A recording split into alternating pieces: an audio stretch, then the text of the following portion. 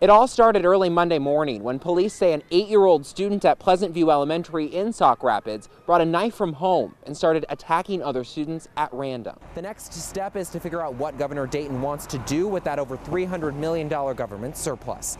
At the state capitol in St. Paul, I'm Nick Streiff, UTVS News. It all happened here on the 1200 block of 7th Street South in Waite Park. According to authorities, the child remains hospitalized in critical condition in the Twin Cities after receiving an emergency craniotomy. In Waite Park, I'm Nick Streiff, UTVS News. Democrats have long supported reform for infrastructure on roads and railways, as well as at airports across the country. Time will only tell if they can reach an agreement. Guys? Due to rising ground temperatures in our area, snow may not accumulate as much as it normally would, but it could still get on the roadways and cause some headaches. Kendra? So does it look like this storm is going to affect all of the St. Cloud area, Nick?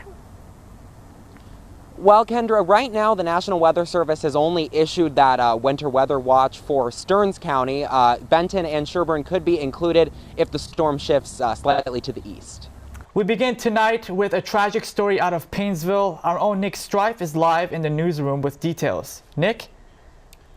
That's right, Sarv. The details in this case are just horrific. Two grandparents take in their troubled grandson who has a lengthy criminal history, and now authorities say he took both of their lives.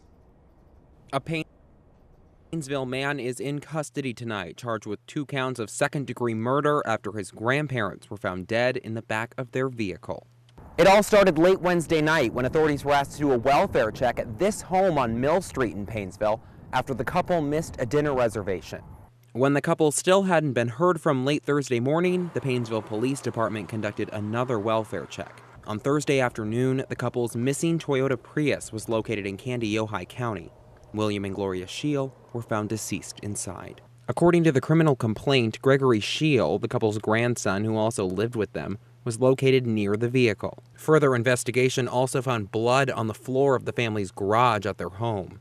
The complaint also alleges that the vehicle smelled like gasoline and that parts of the interior were charred. UTVS News sat down with Willie and Gloria Scheel last year.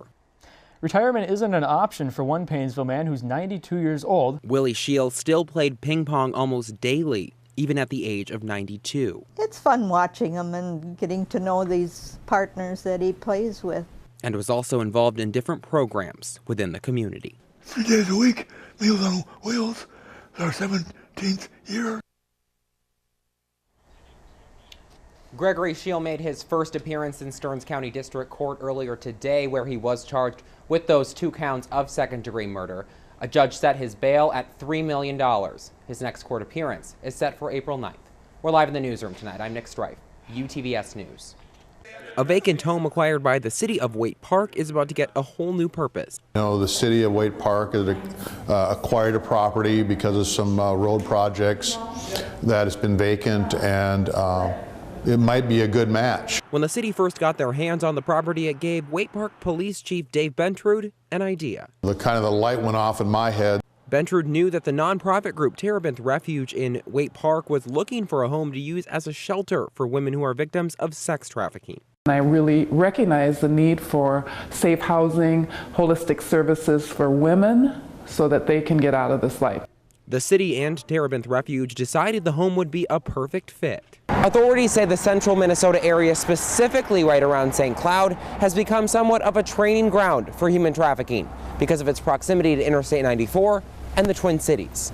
We've probably identified over 150 women that have been victims of trafficking, and our philosophy is to treat women who are working in prostitution as victims. You know, much like domestic violence, they might come and go for a while before they really trust and understand that we will get them out of this life. And once they get to a certain stage of really making that commitment, they would move into transition, which would be long term. Chief Bentrude's commitment to putting an end to human trafficking in Waite Park started with the recovery of a victim in the Twin Cities. A runaway juvenile female out of the Twin Cities that was being trafficked out of a motel room in Waite Park. And that obviously got my attention. And I'm like, no way, not in my city. Terebinth Refuge plans to open the shelter on April 2nd. In Waite Park, I'm Nick Streiff, UTVS News. Last week, Carver County Sheriff Mark Metz announced no one would be charged in Prince's death. Despite their extensive efforts, law enforcement was unable to determine the source of the counterfeit Vicodin laced with fentanyl. Therefore, without probable cause and no identified suspect, the Carver County Attorney's Office cannot file any criminal charges involving the death of Prince. Since the investigation is now officially closed, the investigative file has been released to the public. The thousands of documents, photos, and videos released by the Carver County Sheriff's Office offer a new look into the superstar's final days.